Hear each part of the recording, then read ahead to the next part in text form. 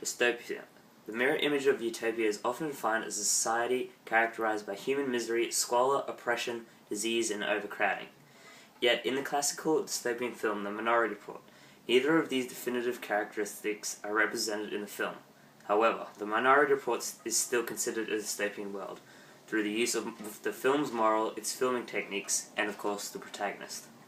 John Anderton, Tom Cruise, chief of the Pre-Crime Initiative, plays the role of a hypocritical protagonist.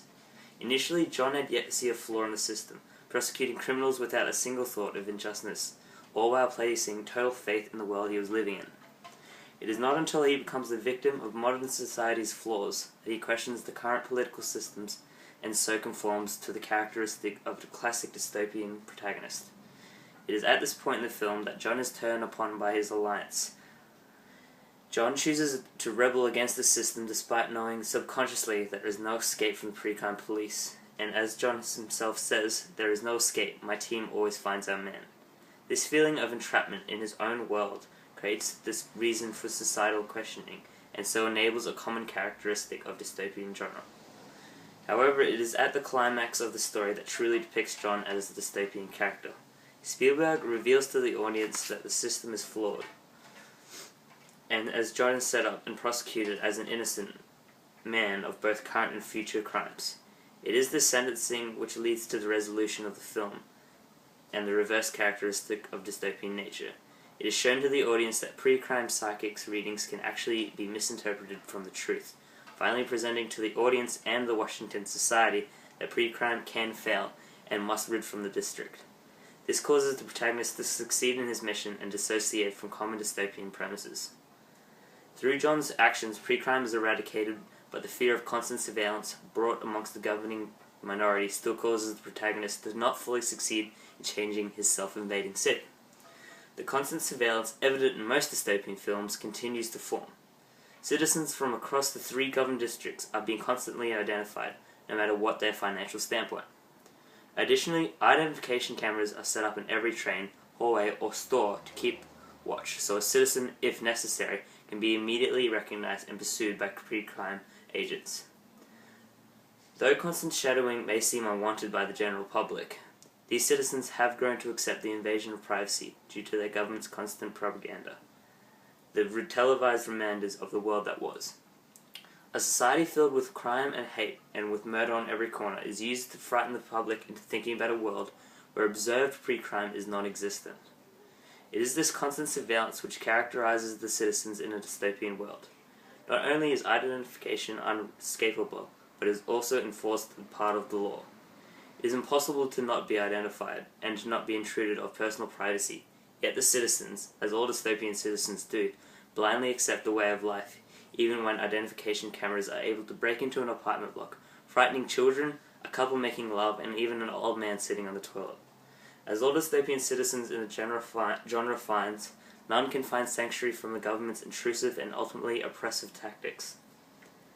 If this original government failure to control society, which enables pre-crime to be initially developed. As a result, crime is no longer evident, and future crimes advances will rid the world of all criminal deviants.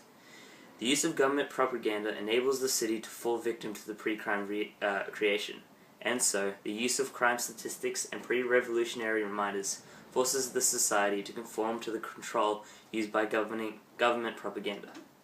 The thought of this ideal world of a crime-free society in which murder is erased seems to the citizens to be a utopian world, conforming to another typical dystopian characteristic. Although created by those in charge with utopia in mind, the reality is far from the proposed society. This illusion gives the feeling that everyone can live free and without fear. However, fear exists still by the constant upheaval of pre-crime police, which disturbs the sanity of many citizens. The constant arrests and convictions created by pre-crime stops the world from having a future, to which they are in control.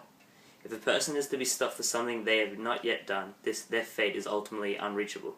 The precogs decide a person's future without permission or action of the individual, ultimately leaving citizens denial to their own future, disabling any real independence. Further classifying the film as a dystopia, the society utilizes a technological revolution. The use of its architecturally impressiveness affects the intelligence used by the government. However, the advances in criminal justice may seem criminal in itself.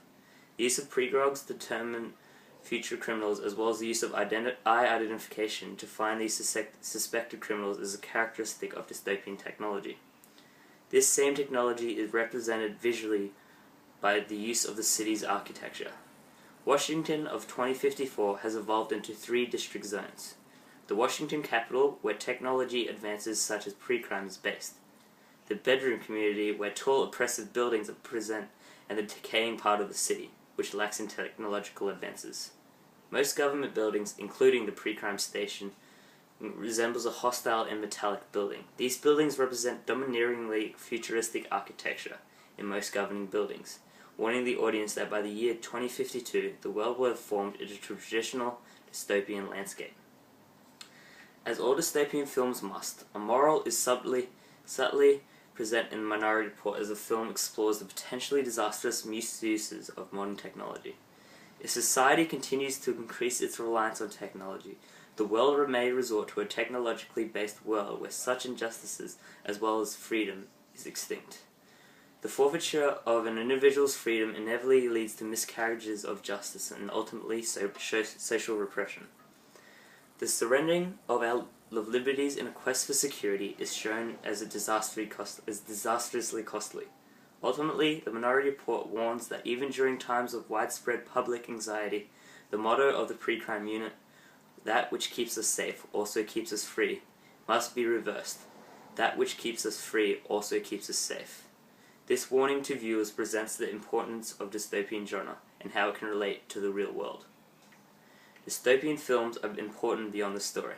They place viewers into fascinating and unique situations, giving feelings of possibilities and warnings. The intensity and emotion, as well as a compelling plot, creates a unique and compelling film that influences the viewer to consider their present being. Dystopia films warn, inform, and entertain. However, to appeal to a wider audience, the film plays big-name stars like Tom Cruise and Colin Farrell, as well as using special effects and high-quality cinematography techniques to bastardize the film industry. It is these techniques which enable the critical lessons to be taught to a wider array of audiences, so that a film like The Minority Report can have a bigger impact and inform the world of a society which may be on the horizon.